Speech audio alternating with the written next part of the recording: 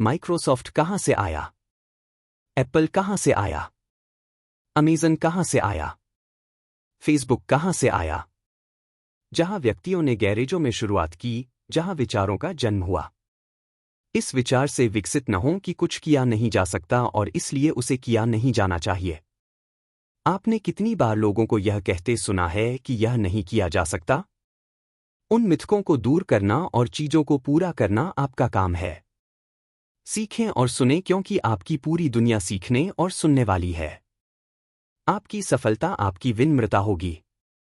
कई मायनों में हम अपने देश में जो कुछ हुआ है या नहीं हुआ है, उसकी आलोचना करते रहे हैं और उससे दुखी हुए हैं। यह काफी हद तक इस बात का परिणाम रहा है कि हम यह नहीं कर सकते या यह नहीं किया जा सकता या इसे नहीं किया जाना चाहिए। नैतिक प्रथाओं को हवा में उड़ा दिया गया और व्यक्तिपरक मुद्दों को मेज पर लाया गया। आने वाले वर्षों में आप इस देश के नेता होंगे और इस देश की नियति को आकार देंगे। इस विचार से विकसित न हो कि कुछ किया नहीं जा सकता और इसलिए उसे किया नहीं जाना चाहिए। मुझे बस 1 मिनट दें और आप अपने आसपास की दुनिया को देखें। क्या महान सफलताएं इस दुनिया की बड़ी कंपनियां हैं और वहां कई सफल कंपनियां हैं, या वे कंपनियां हैं जिन्होंने जोखिम उठाए, जहां व्यक्तियों ने गैरेजों में शुरुआत की, जहां विचारों का जन्म हुआ? माइक्रोसॉफ्ट कहाँ से आया? एप्पल कहाँ से आया? अमेज़न कहाँ से आया? गूगल कहाँ से आया? फेसबुक कहाँ से आया?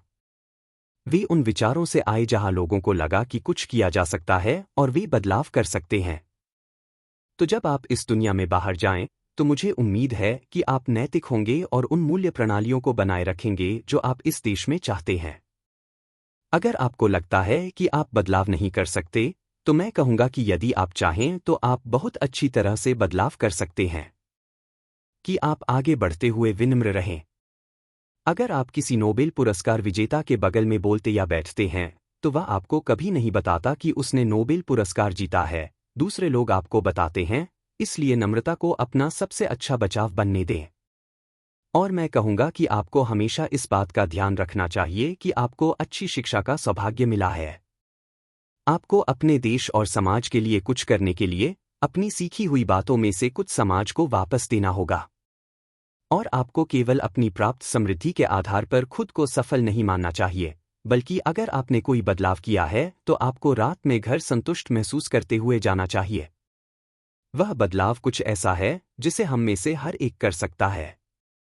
हमें असफलताएं मिलेंगी और हमें निराशाएं हुई हैं, लेकिन यह एक निरंतर प्रतिबद्धता है जो हमारे आसपास की दुनिया, खुद के प्रति और भारत के लोगों के प्रति है। यह वह समय है जब आपने एक पाठ्यक्रम पूरा करने के लिए अपनी नवीनता, अपनी रचनात्मकता और अपनी लगन का उपयोग किया है। आपकी वास्तविक शिक्षा अब शुरू होती है जब आप वास्तविक दुनिया में जाते हैं।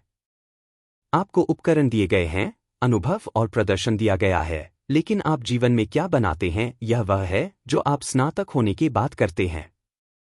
हजारों स्थितियां होंगी जब आपको कठिन निर्णय लेने होंगे।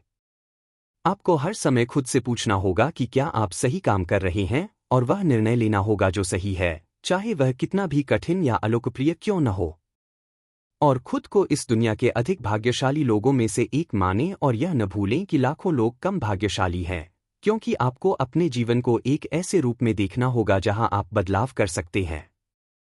तो मैं आपको शुभकामनाएं देता हूं और आपके बाहर आने से थोड़ी ईर्ष्या करता हूं। मैं आज और कल के भारत में जो एक महान देश बनने जा रहा है, इसमें अपनी भूमिका निभाएं। उम्मीद है कि आप में से कई कल के भारत में नेता होंगे।